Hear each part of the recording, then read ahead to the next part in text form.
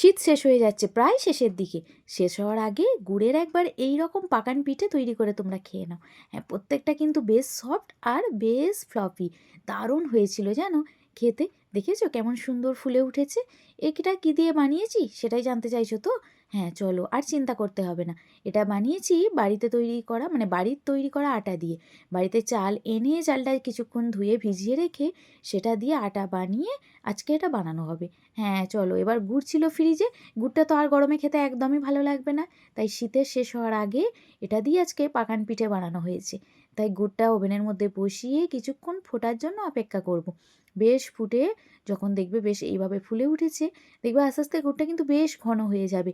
একটু ঘন না হলে যখন একতার হবে ততক্ষণ কিন্তু গুড়টাকে ফোটাতে হবে। একতার হওয়ার পর গুড়টা বন্ধ করে দেবে। দেখো এখনও কিন্তু হচ্ছে না, তাই কিছুক্ষণ ধরে বেশ ফোটাতে হচ্ছে। এই যে দেখো এবার প্রায় হয়েই গেছে, দেখেছো? এরপর একটু নামিয়ে নিয়ে ঠান্ডা হওয়ার জন্য খুব ভালো করে নাড়াচাড়া করতে হবে, ঠিক এইভাবে। বেশ ঘন হয়ে যাবে। এরপর কি করবো বলো তো? আগে থেকে যে আটাটা কুটে রেখেছিলাম, সেই কুটে রাখা আটাটা এক মুঠো করে এর মধ্যে দেবে আর খুব ভালো করে হাতা দিয়ে নাড়বে। নইলে দলা পাকা অবস্থায় থাকলে খেতে একদমই ভালো লাগবে না। তাই বললাম, যারা এখনও পর্যন্ত এটা বানাতে ভয় পাও, আমার এই ভিডিওটা দেখলে তারা কিন্তু খুব সহজেই এবার বানিয়ে ফেলতে পারবে পাকার। হ্যাঁ, ভিতরটা হবে না নরম, একদম দারুণ স্বাদের ফ্লফি একটা জিনিস তৈরি হবে। দেখেছো? যখন দেখবে বেশ শক্ত হয়ে আসছে, উষ্ণ গরম জল, ঠান্ডা জল কিন্তু একদম ইউজ করবে না। উষ্ণ গরম জল অল্প করে দেবে আর এইভাবে হাতা দিয়ে খুব ভালো করে নাড়বে। এরপর চলো, ওভেনের মধ্যে আগে থেকেই একটু কড়াই তেল দিয়ে গরম করে রেখেছিলাম, তার মধ্যে এবার এক হাতা করে এইভাবে জাস্ট দাও। দেখেছো কেমন সুন্দর ফুলে উঠেছে? হ্যাঁ, দারুণ হয়েছিল, দারুণ। প্রত্যেকটা ফুলবে, কে বলেছে ফুলবে না? দেখেছো কতটা সুন্দর? এই যে দেখো, একটু ভালো করে দেখো, লক্ষ্য করলেই তোমরাই বুঝতে পারবে নিজেরা যে কতটা সত্যি কথা বলছি। দেখেছো তো কেমন সুন্দর ফুলে উঠছে আস্তে আস্তে? খুব সুন্দরভাবে হয়। লো টু হাই ফ্লেমে রেখে এটা জাস্ট করতে হবে, দেখবে খুব সুন্দর হবে। এই যে দেখো ফুলে উঠেছে না?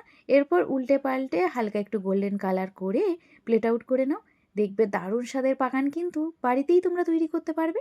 যারা পারো না তারা চটপট একবার ট্রাই করো। শীত এখনও হালকা আছে, পুরোপুরি কমে যায়নি।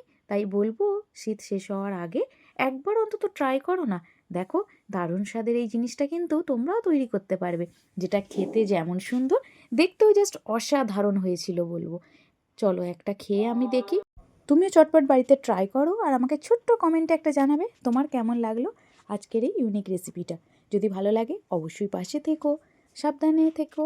শীত প্রায় শেষের দিকে, এই সময় কিন্তু একটু শরীর অসুস্থ হয়, তাই বলবো তোমরা সকলে সাবধানে থেকো, সুস্থ থেকো, ভালো থেকো আর আমার পাশে থেকো। বাই।